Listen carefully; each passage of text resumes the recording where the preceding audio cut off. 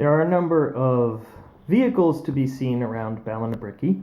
Now, many of these began life either as an official Lego set or something that I saw a picture online and sort of reverse engineered. But even some of these cars, which some of you may recognize, I still modified them. They're not entirely as they appeared there, but I was able to use some innovative building techniques. So here we have one that you will recognize from the Stolen Child when we get that far.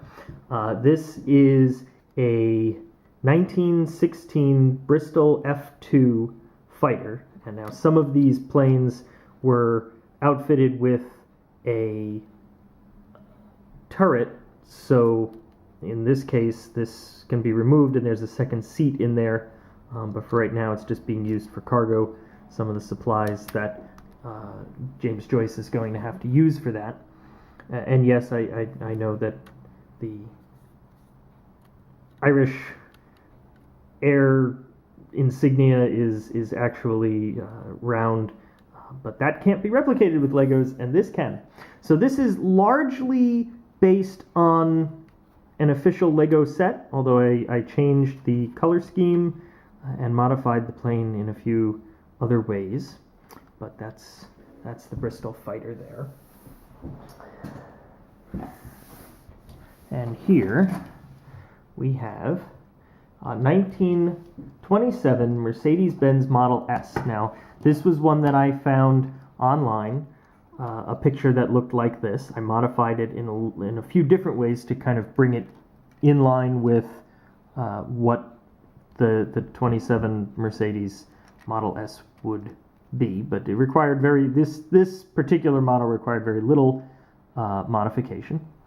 So you can see we use the Technic skis upside down in a very stressed way to make those attractive looking fenders there, and we get our little instrument panel on the inside and everything, and the really old wheels and tires and whatnot. So we have those in two different colors.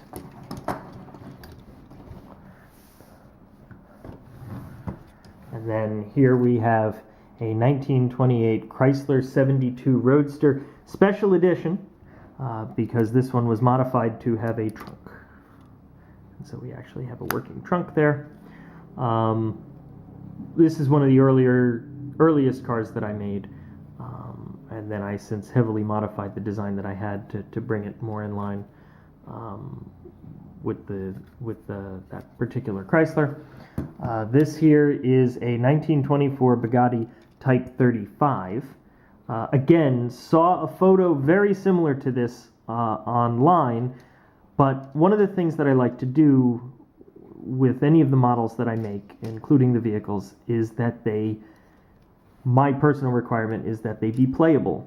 So the way that the wheels were attached allowed for the person that came up with that very innovative design to stage it as if the car was making a turn, which was beautiful, but it made for the front tires to be very unstable. So I had to modify that and kind of do my own thing.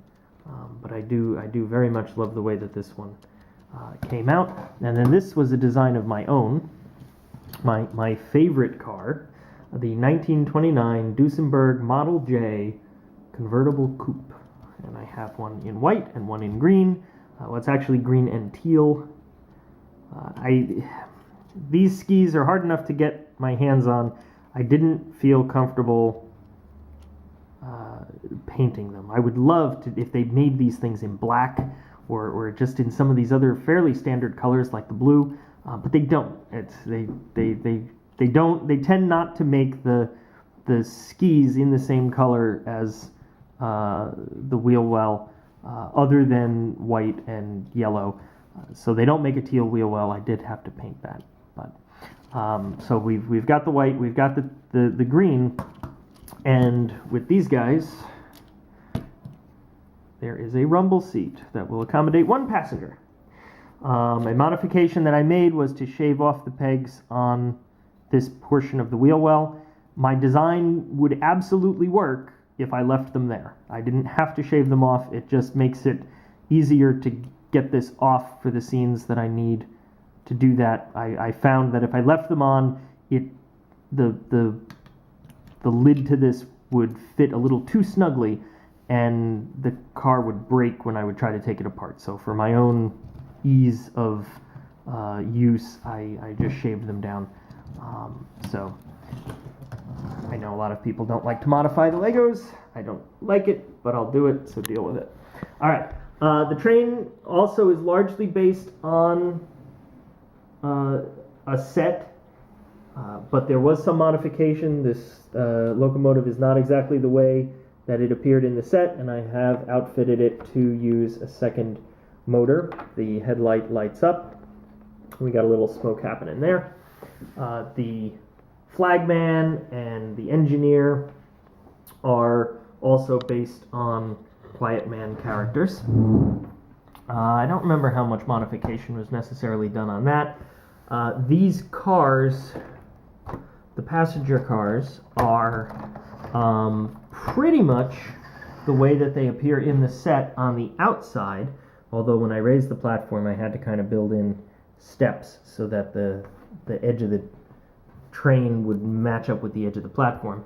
I wanted to make it easier to get inside, so I made this breakaway, and I gave it a more sensible interior, so how we can hold more people, they can have a conversation, they can get in alongside the seats, and I took out the stupid fireplace. For some reason there's a fireplace or a stove in these, and I just do not understand why there would be a stove in a passenger carriage, and I did something similar with the roof on the caboose so that it's easier to get in there. Alright, and that one I did leave the stove in the pot and the little desk. Not entirely sure why, although I guess that's so that on the long shifts the conductor can make his lunch. This one I designed to go with the passenger carriage. So my grandfather, in his workshop when I was a kid, made my brother and I toy trains out of hundreds of tiny pieces of wood. They're beautiful. And the configuration of that train is a locomotive, a coal car, a box car, 2 passenger cars, and then a caboose. So I wanted my train to have that same configuration, but there was no box car that matched the passenger cars. So I decided to design my own, which I have done here. And if you can read that, SS388 is the number of the USS Pipefish, which was my grandfather's sub during the Second World War. So this boxcar is a little tribute to him. And like his workshop, we have sliding doors. Okay, and this is the insignia of the Great Southern Railways.